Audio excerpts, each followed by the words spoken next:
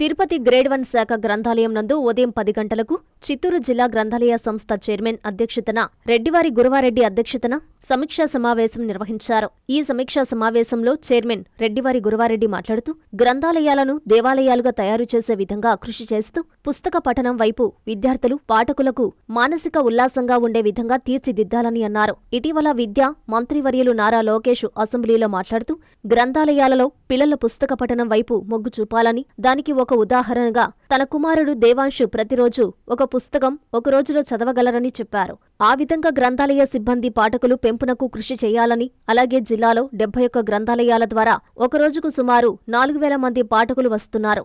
ఈ సంఖ్యను ప్రత్యేక చొరవతో మీరు పెంచాలని ఆదేశించారు. తిరుపతి నగరపాలక సంస్థ ద్వారా 22,35,00,000, చిత్తూరు మున్సిపాలిటీ ద్వారా 5,39,00,000, కాళహస్తి నగరపాలక సంస్థ ద్వారా 1,77,00,000 ఇలా ఉమ్మడి చిత్తూరు జిల్లాలోని నగరపాలక సంస్థలు, మున్సిపాలిటీల నుండి దాదాపు 33,87,00,000 రూపాయలు ఉన్నాయని, వీటిని గ్రంథాలయ సిబ్బంది ప్రత్యేక బృందాలుగా ఏర్పడి అధికారులను కలిసి వసూలుకు కృషి చేయాలని, అలాగే చైర్మన్ గా ఉన్న మేము కూడా సంబంధిత అధికారులను కలిసి చెక్ వసూలుకు కృషి చేస్తానని ఈ సందర్భంగా దిశానిర్దేశం చేశారు.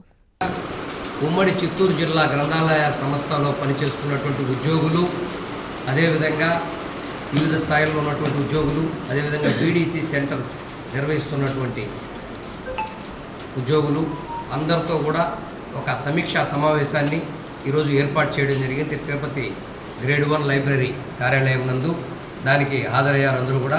ముఖ్యంగా ఈరోజు ఉన్నటువంటి పరిస్థితులు కూటమి ప్రభుత్వం గౌరవ ముఖ్యమంత్రి వారు నారా చంద్రబాబు నాయుడు గారి నాయకత్వంలో, అదేవిధంగా విద్యాశాఖ మాధ్యులు అయినటువంటి నారా లోకేష్ గారి సారథ్యంలో ఈరోజు గ్రంథాలయాలను పటిష్టపరిచి గ్రంథాలయాలని దేవాలయాలుగా మార్చి అందరిని కూడా పాఠకులను ఆకర్షితులయ్యే విధంగా కాంపిటేటివ్ ఎగ్జామ్స్కి ప్రిపేర్ అవుతున్నటువంటి వారందరూ కూడా ఎక్కువ శాతం ఇక్కడికి వచ్చి వారు కూడా చదువుకునే విధంగా వారికి కూడా దానికి సంబంధించినటువంటి పుస్తకాలను కూడా అందుబాటులోకి తీసుకురావాలని లక్ష్యంతో, అదేవిధంగా ముఖ్యంగా గత 2007 నుంచి పేరుకుపోయినటువంటి చెస్ బకాయిలు అంటే శిస్తు బకాయిలు మాకు గ్రంథాలయాలకి పంచాయతీల నుంచి, మున్సిపాలిటీ నుంచి, కార్పొరేషన్ నుంచి 8% చెస్ వసూళ్లు రావాల్సిన అవసరం ఉంది.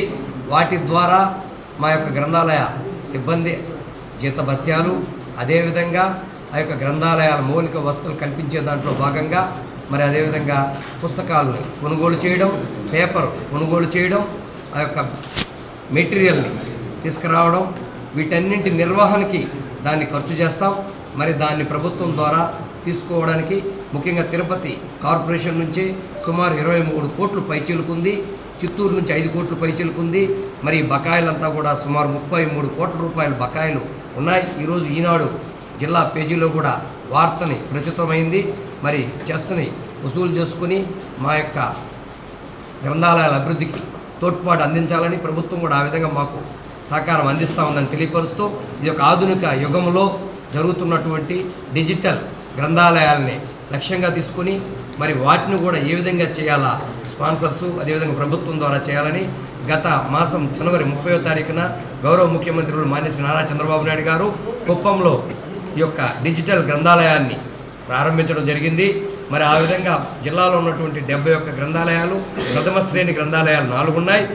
అదేవిధంగా ఉన్నటువంటి అన్ని గ్రంథాలయాలను కూడా ఆ యొక్క డిజిటల్ గ్రంథాలయాలు మార్చే విధంగా రూపకల్పన చేసే దాంట్లో భాగంగా గౌరవ ముఖ్యమంత్రి గారు నారా చంద్రబాబు నాయుడు గారు, గౌరవ మంత్రి నారా లోకేష్ గారు కృషి చేస్తున్నారు. వారి యొక్క స్ఫూర్తితో మేము కూడా అదేవిధంగా స్టాఫ్ యొక్క ప్రోత్సాహంతో ముందుకు పోవాలని, ఆ విధంగా పోతామని ఆశిస్తున్నాం. అదేవిధంగా పాఠకులను ఎక్కువగా కూడా ఆకర్షించాలనే ఉద్దేశంతోనే కూడా నేను కూడా 4వ తారీఖు పదవి బాధ్యతలు తీసుకున్న వెంటనే సుమారు 13-14 గ్రంథాలయాలను సందర్శించడం జరిగింది. మరి సర్ప్రైజ్ విజిట్ చేయడం జరిగింది. అక్కడ పాఠకులతో కూడా మమేకం కావడం జరిగింది. వారికి ఉన్నటువంటి విషయాలను కూడా తెలుసుకుని ఆర్థికేతర ఆర్థిక అంశాలు రెండింటిని కూడా మరి ఆర్థికేతర అంశాలని త్వరగా పరిశీలన చేసే విధంగా, పరిష్కరించే విధంగా కృషి చేస్తున్నాం. నిరంతరం కూడా గ్రంథాలయాలు దేవాలయాలుగా మార్చాలనే లక్ష్యంతో, మానసిక ఉల్లాసానికి పుస్తక పఠనం ఎంతో అవసరమైన లక్ష్యంతో పనిచేస్తున్నాం.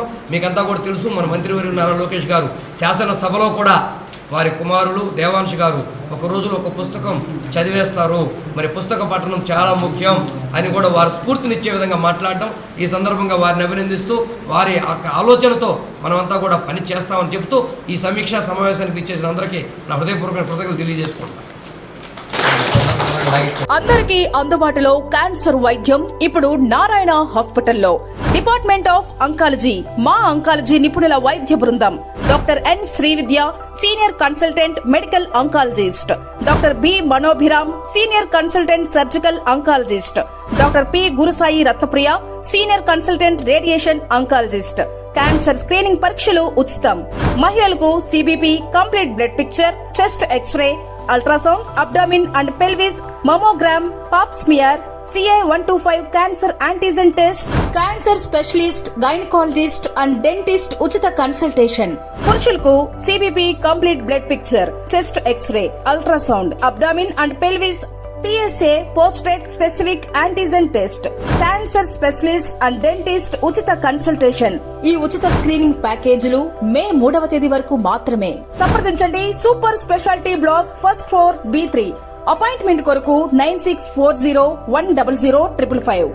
24 గంటలు ఎమర్జెన్సీ సేవల కొరకు 9037104108.